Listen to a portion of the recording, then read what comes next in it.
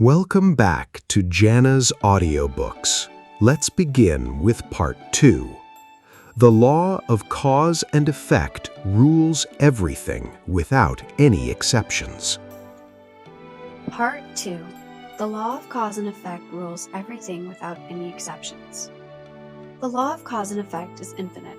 The more you understand it, the more interest you gain.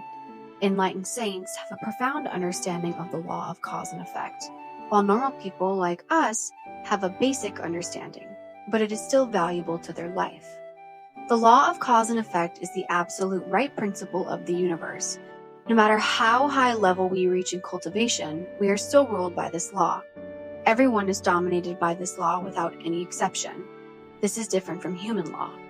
In our world, a person who creates a law may not be ruled by this law. For example, a king does not allow anyone to enter his garden. However, he himself can do it.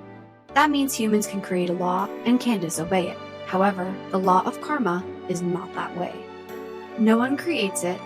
It exists in the universe by itself, and no one has the capability to escape it. Even the one who rules this world is also dominated by the law of karma.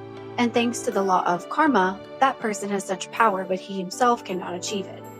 That means he created a karma that he will be worth having so much power. It is easy to understand people who lack blessing and often face difficulties are dominated by the laws of karma. However, this law applies to blessed people as well. Monks of high morals do not mean to avoid being ruled by the law of karma, but they live in accordance with it. They always try to control themselves as they know they will reap what they sowed.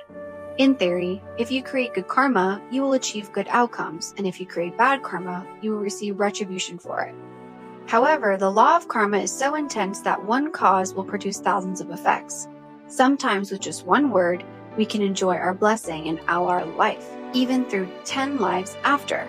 And sometimes with just one word, in an unintentional way, we will fall into animals that won't be able to become humans even after 10 lives.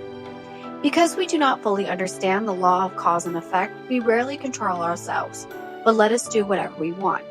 We can treat others in a bad way. We can despise or deceive someone we hate because we don't know what retribution is waiting for us. But when we know the law of karma is very fair, we will fear for our retribution, so we will restrain ourselves and always live to love, to sacrifice, and to serve others. Why is that so? It is because the retribution for selfishness is a humble origin and misery. Those who only care for their own interests will be miserable in the future. The first possibility is that they will become unfortunate people. The second possibility is that they will become animals. The third possibility is that they will become hungry ghosts. And the fourth possibility is that they will be sent to hell. If we believe in the law of karma, we will restrain ourselves and vow to love all beings. We will be careful with our words to avoid making others unhappy and only want to bring others happiness. In our next life, if we are reborn as humans, we will win glory and achieve happiness, or we will be born into heaven to be saints. When we deeply understand the law of cause and effect, we hold in our hands the key to guiding our lives towards peace and happiness. In a sutra, there was a story having told that when the Buddha was quietly sitting before the public, suddenly a thunderbolt boomed and a gold knife appeared in the sky from nowhere and fell down into the foot of the Buddha, having given a cut on that foot. The Buddha then gently rubbed the cut and the cut disappeared. This thing surprised the public because the Buddha was a noble saint with boundless blessing and still had a bad karma. The Buddha said that the law of karma is absolutely fair and grants no exception to anyone, even him. Then the Buddha told the reason why he had this retribution. About 500 past lives from the Buddha's time, the world was civilized. Our world has gone through many stages of civilization and regression and now is in a quite civilized stage. At that time, the people could build ships to travel anywhere to trade. The predecessor of the Buddha was a passenger on a ship with about 500 ones. He seemed a normal passenger but was extremely wise, compassionate, and excellent in martial arts. He carried his luggage and boarded the ship with others. On that ship, there were robbers who disguised themselves as normal tourists. When the ship sailed far away from the shore, they killed the captain with the knife. They then forced all the passengers to give them their property. Some passengers screamed because of fear and were immediately killed by the robbers.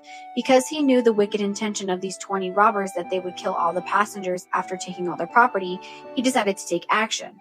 First, he advised the robbers to stop doing the evil thing because if they killed 500 people and took their property away, they would be fallen into hell. At that time, he was neither the Buddha nor a monk, but he knew the law of karma clearly. Of course, the robbers did not listen to him. Because they were robust and had weapons while he had nothing, they did not fear him. They laughed and said hotly, "In life, he who is stronger will win. There is not morality, hell as well as the law of karma." Then one of them drew their sword. Because he was excellent at martial arts, so with a very few moves, he grabbed the sword and killed the bandit. The remaining 19 bandits drew their swords and surrounded him. In a very short time, the young passenger defeated 20 bandits and rescued 500 passengers. All passengers were extremely pleased, said thank you to him, and continued the journey. Killing 20 robbers to save 500 people won a huge blessing, but still had minor retribution when he became the Buddha. That is, he had a little cut in his foot. However, who gave a cut in the Buddha's foot was not a despicable man, but a gold knife from heaven, so that Buddha could pay his minor karmic debt. That implies that the law of karma grants no exception to anyone. Therefore, we should never think that when we achieve high level in our cultivation, we will not be dominated by the law of karma, because even the Buddha is not an exception. Thus, we must know what we should sow to obtain the desired results. In this chapter, we have seen something very important. The law of karma rules every being without any exception. It does not matter whether someone is powerful, wealthy, or even spiritually advanced.